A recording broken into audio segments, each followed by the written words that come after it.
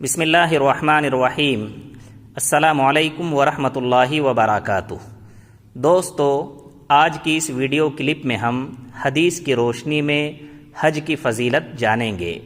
حج اسلام کے فرائض میں سے ایک اہم فرض ہے اور یہ اسلام کے ان 5 بنیادی ارکان میں سے ہے جن پر اسلام کی بنیاد ہے۔ حضرت عبداللہ ابن عمر رضی اللہ عنہما فرماتے ہیں کہ رسول اللہ صلی اللہ علیہ وسلم نے فرمایا، اسلام کی بنیاد 5 ستونوں پر ہے۔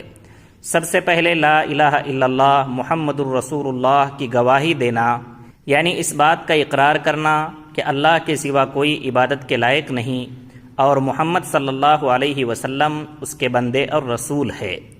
اس کے بعد نماز قائم کرنا، زکوٰۃ ادا کرنا، حج کرنا اور رمضان المبارک کے روزے رکھنا۔ شریعت میں حج کا معنی ہے خاص دنوں میں، یعنی ذی الحجہ کے 5 دنوں میں 8 ذی الحجہ سے 12 ذی الحجہ تک خاص جگہ پر یعنی مینا، عرفات وغیرہ میں خاص عبادت ادا کرنا۔ یہ عبادت مالدار مسلمانوں پر چاہے مرد ہو یا عورت پوری زندگی میں صرف ایک بار فرض ہے۔ احادیث میں حج کی بڑی فضیلتیں بیان کی گئی ہے۔ بخاری شریف کی حدیث ہے، حضرت ابو ہریرہ رضی اللہ عنہ فرماتے ہیں کہ رسول اللہ صلی اللہ علیہ وسلم سے سوال کیا گیا کہ کون سا عمل سب سے افضل ہے؟ آپ صلی اللہ علیہ وسلم نے فرمایا، اللہ اور اس کے رسول پر ایمان لانا۔ پوچھا گیا پھر کون سا؟ آپ صلی اللہ علیہ وسلم نے فرمایا، اللہ کے راستے میں جہاد کرنا۔ سوال کیا گیا پھر کون سا ہے؟ آپ صلی اللہ علیہ وسلم نے فرمایا، حج مبرور یعنی مقبول حج۔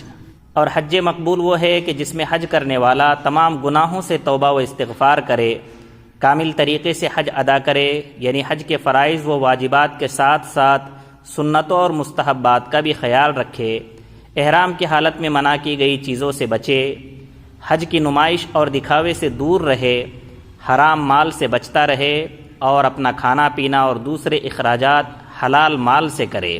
علماء نے لکھا ہے کہ حج کرنے کے بعد جس شخص کی دینی حالت بہتر ہو جائے اور اس کے دل میں گناہوں سے نفرت پیدا ہو جائے تو یہ اس بات کی نشانی ہے کہ اس کا حج مقبول ہو چکا ہے۔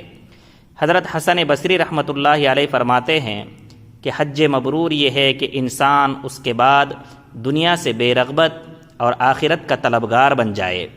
صحیح بخاری کی حدیث ہے، حضرت ابو ہریرہ رضی اللہ عنہ فرماتے ہیں کہ رسول اللہ صلی اللہ علیہ وسلم نے فرمایا، ایک عمرہ دوسرے عمرے تک درمیان کے گناہوں کا کفارہ ہے، یعنی 2 عمروں کے درمیان کی مدت میں جو چھوٹے گناہ انسان سے ہو جائے وہ عمرے کی برکت سے معاف ہو جاتے ہیں۔ اور حج مبرور یعنی مقبول حج کا بدلہ جنت کے سوا اور کچھ نہیں ہے، یعنی ایسے حج والا شخص جنت میں جائے گا۔ صحیح بخاری حدیث نمبر 1820 میں ہے، حضرت ابو ہریرہ رضی اللہ عنہ فرماتے ہیں کہ میں نے رسول اللہ صلی اللہ علیہ وسلم کو یہ فرماتے ہوئے سنا کہ جو شخص اللہ کی رضا کے لیے حج کرے جس میں نہ کوئی بیہودہ بات ہو اور نہ کوئی گناہ ہو تو وہ حج سے ایسا واپس ہوتا ہے جیسا اس دن تھا جس دن ماں کے پیٹ سے پیدا ہوا تھا، یعنی گناہوں سے بالکل پاک صاف ہو کر لوٹتا ہے۔ سنن ترمذی حدیث نمبر 810 میں ہے، حضرت عبداللہ ابن مسعود رضی اللہ عنہ فرماتے ہیں کہ نبی کریم صلی اللہ علیہ وسلم نے فرمایا، حج اور عمرہ کرتے رہو کیونکہ یہ دونوں محتاجی و غریبی اور گناہوں کو اس طرح دور کرتے ہیں جس طرح بھٹی لوہے اور سونے چاندی کے میل کو دور کر دیتی ہے، اور مقبول حج کا ثواب صرف جنت ہی ہے۔